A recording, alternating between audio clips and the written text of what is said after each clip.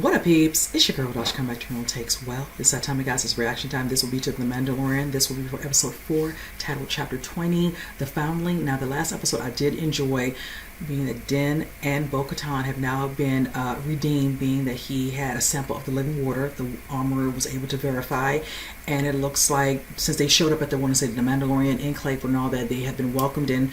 Definitely him back, and definitely her, being that she bathed in as well. Now, curious, being that she knows what's going on, what they tried to do to her castle, literally, these tie bombs, just decimated the castle and all that. Her home is no longer. So I was glad when they showed them, heading that way, so she would have her somewhere as a sanctuary and all that, and be welcomed. Now, when we see the rest of that episode, we're dealing with Dr. Pershing, where we're dealing with him being a part of, Gideon's, team, and we're dealing with another person. I want to say, what was it, Elia Kane. And at first, I'll be honest with you, because when I see her face, I was just like, right there, you already suspected me and all that. Just straight, poker face. But, of course, own agenda.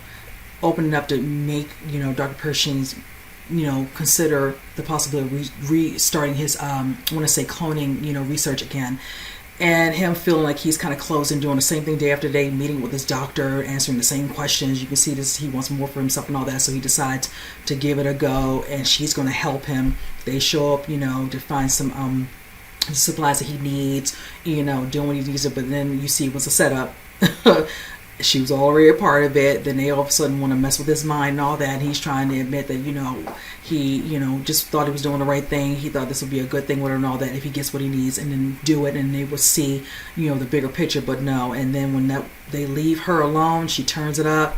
So I'm just like, as much as he was hesitant for him, you should have went with your instinct, but we're going to play along with this episode. So with that one, again, I did enjoy that. I'm curious to see if she's going to come into contact again in some form or fashion down the road, possibly. So with that said, so let's go ahead and just jump into it.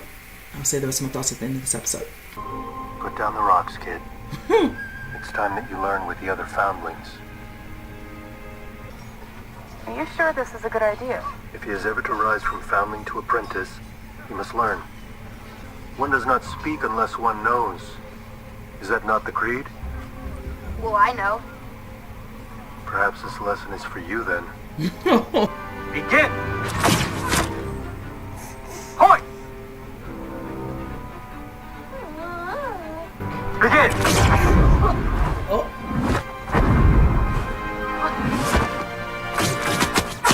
Oh. 3 points! Winner! No. Don't be mad. Oh no.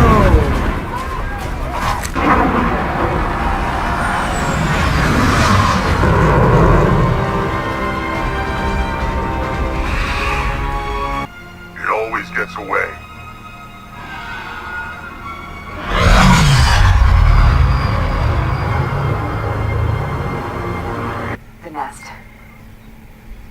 It flew a long way. I will go get him. The mountains are too high. If we use jetpacks, the beast will hear. Come, Grogu.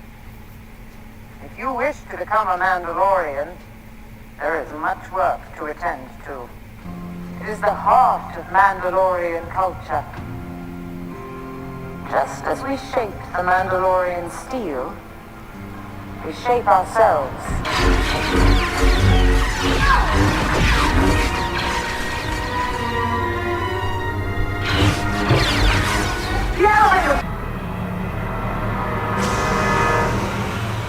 Everything's gonna be alright, kid. Ooh.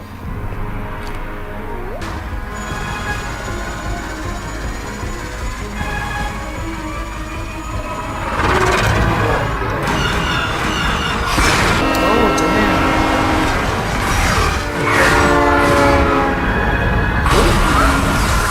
I know that's right.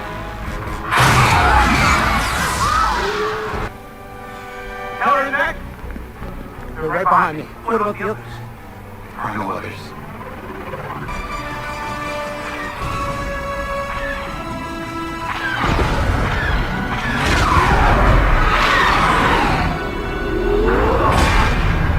On there as you grow into your station, Foundling Grogu.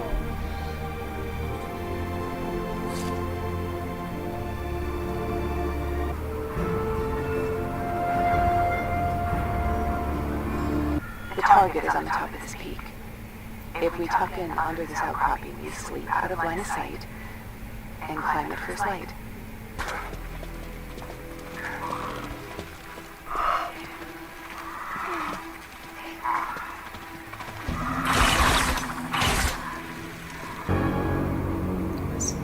It's not here. Let's find the kid. I see a heat source there. Area. He's my son. Oh.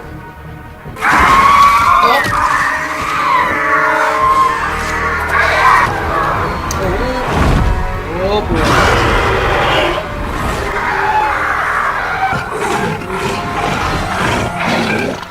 Oh.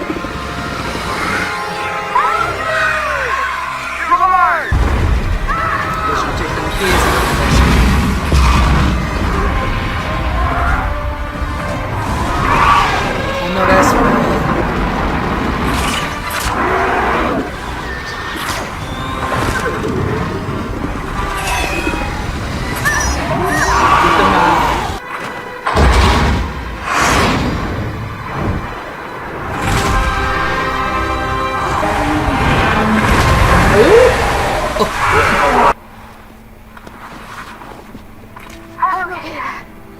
Thank you. This is the way. This is the way.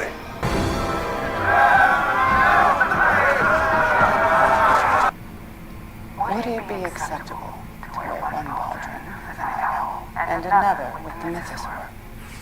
The mythosaur belongs to all Mandalorians. When you choose to walk the way of the Mandalore, you will see many things.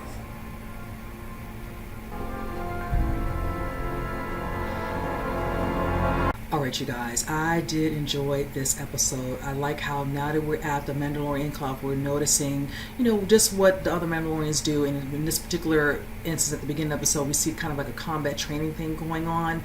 I like how, we get to see Grogu, do his, moment of, training with, a fellow, Mandalorian.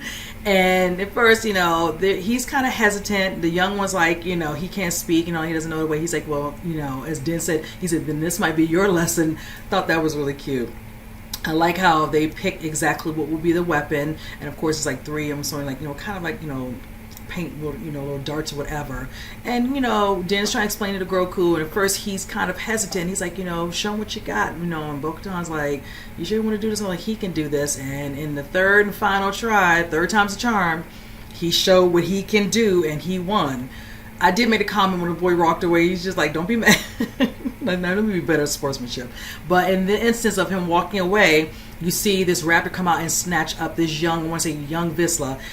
An older one goes after him with a couple of other guys, but their jetpacks, as you see, cannot sustain the amount of time. But I like how Bo-Katan, jumps into gear and follows it to track its location and nest, and they just decide they're going to have to, eventually go to that location and have to do most of that, getting to the young boy before he tries to kill the raptor, kills it.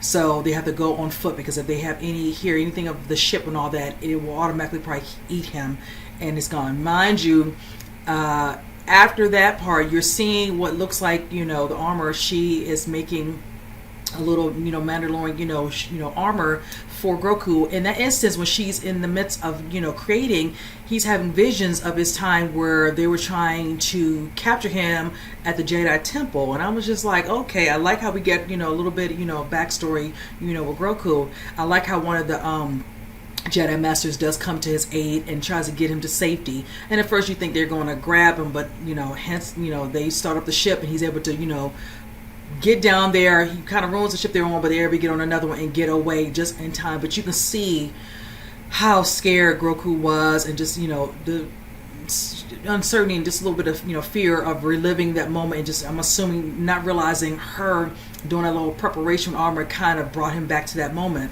But I like how she gives it to him, and he, feels kind of a little cute. So I will say this: when you do see the scene of the, group that's out to go to the Raptors, location, and that's one of them jumps up, to kind of get ahead because they see some sort of heat sensor, thinking it's the boy. It's actually the babies of the Raptor, and he's like, she's like, we haven't, said it. He's like, that's my son, and I was like, oh. I can see why he's so headstrong, because he was really one of the first ones when the boy was actually snatched up the first time, jumped up in the air to follow, but he could not sustain, like I said, his jet fuel pack wouldn't let him go any further, and you can tell, but at the moment had no clue, his extra motivation of go, this is my son. So I like how in an instance, they're able to one up one all of them, trying to get to him. But of course, like you say, Din, he rose to the occasion, was able to. And at first, Bo-Katan almost had the boy, but Din stepped in and he was able to grab him when they did some stuff to kind of cause Raptor to lose his grip, and he able to snatch him up with him and get him to safety with his son. That is the way. And I love how it ended, and the boy was not hurt. Because when he opened his mouth, I was like, oh my God, he was in there this whole time. I'm like, okay. I'm just glad the boy was still alive, but I like how he brought him back safely. And then Bo-Katan said, we brought you something for you to train, which will be the Raptor's 3 babies, because that, I want to say, alligator, whatever, bit him up when he fell into the water. It's like, oh well, it's just what it is.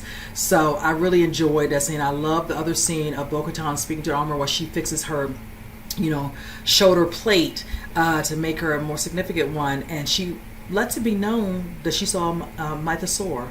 And I always had to remind myself, I remember, was it the second episode where she helped to leap in to save Din when he was darted down into the water, living waters, all the way down. When she was coming back up, she saw it, and you could tell she kind of was shocked, because you see her expression of what happened in the water.